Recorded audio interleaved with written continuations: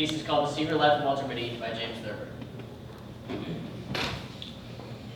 We're going through! The commander's voice was like thin ice breaking. He wore his full dress uniform with a heavily braided white cap with racks over one cold gray eye. We can't make it, sir, said Lieutenant Berg. It's too strong. It's boiling for a hurricane, if you ask me. Well, I'm not asking you, Lieutenant Berg, said the commander. Full speed ahead. Rubber up to 8,500. We're going through. The commander stared at the ice forming on the pilot window, and he leaned over and twisted a row of intricate dials. Throw on number 8 auxiliary, said the commander. Oh, throw on number 8 auxiliary, repeated the lieutenant. Turn on the number 3 turret, said the commander. Number 3 turret, repeated the lieutenant. The crew and the huge 8-engine Navy hydroplane looked at each other and smiled. The old man will get us through. The old man ain't afraid of hell. Slow down, you're driving too fast. Walter Mitty looked in shocked astonishment at the woman in the seat beside him, like a woman who had yelled at him in a crowd. You're driving too fast. You're driving like 55. You know I don't like it when you go more than like 45. You were driving like 50. Walter Mitty frowned, continued on towards Waterbury in silence, the roaring of the SN-202 fading in the remote, intimate airways of his mind. When he stopped in front of the building where his wife would get her hair done, she looked at him. Now, don't forget to get your overshoes while I'm in there, all right? But I don't need overshoes, said Mitty. How many times do we need to go through this? You're not a young man any longer. You need overshoes. Where are your gloves? Have you lost your gloves? Walter Mitty took out the gloves and reluctantly put them on. But after she had gone in and he had driven to a stoplight, he took them off hastily. He drove around for a while before he passed by a hospital. It's the millionaire banker Wellington McMillan, said the pretty nurse. Yes. Who has the case? Said Dr. Mitty. Well, Dr. Renshaw and Dr. Benbow. But Dr. Remington is here from New York and Dr. Pritchard Mitford from London. He flew in. Of course, said Mitty. Down a long, cool corridor, a door opened, and out stepped Dr. Benbow, looking haggard. Oh, I'm very sorry, sir, but we really wish you'd help us with Mr. Wellington McMillan, the millionaire banker, personal friend of Roosevelt, sir. We're having the devil's own time. Corrosis of the ductal tract. Tertiary. Walter Mitty sighed. Of course. In the operating room, there were whispered introductions. Dr. Mitty. Oh, Dr. Mitford.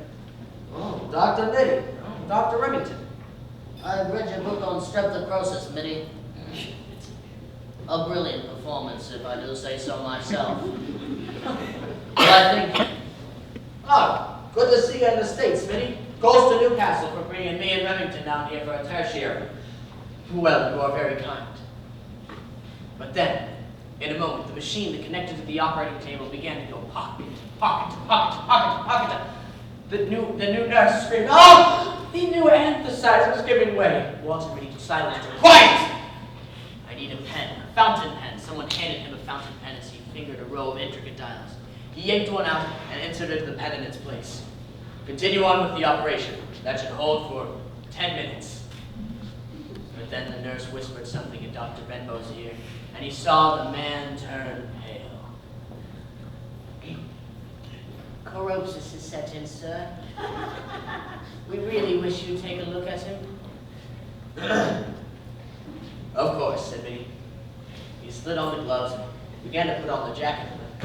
Back it up, Mac! Look out for that Buick! Walter Mitty slammed on the brakes. And awkwardly waved at the parking lot attendant before hastily parking the vehicle and awkwardly walking onto the street. Once he was on the street, he began to head down when he noticed it began to snow. He came some slush. Overshoes, he said. He began to look for a shoe store. When he came back out on the street again, with the shoes in a box under his arm, he began to wonder, what was the other thing his wife had told him to get? Toothpaste, toothbrush, bicarbonate, carbuncle? No. Initiative. Referendum? He would never get it. Well, perhaps this will refresh your memory. The district attorney suddenly thrust the heavy automatic into the face of the figure on the witness stand. Is this your weapon? Walter Mitty smiled coolly. Of course. That is my Webley Vickers, 50, 80. The courtroom was abuzz. Objection, said Mitty's lawyer. We have shown that Mitty could not have fired the shot on the night of the 21st. He wore his right arm in a sling. Again, buzz filled the courtroom, but Mitty silenced it with one hand.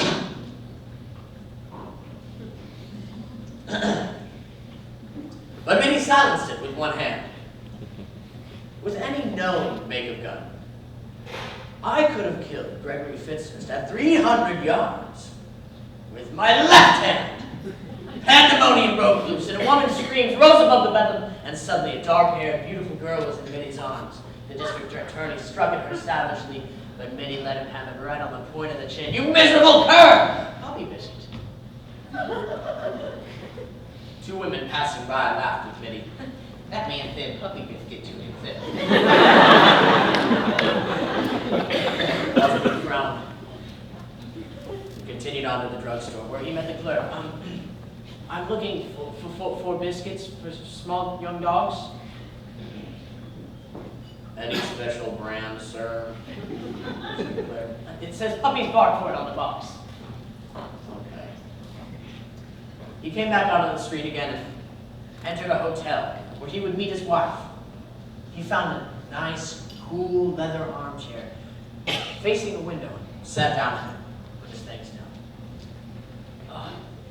He finally began to rest. But then, something tapped him on the shoulder. It was his wife.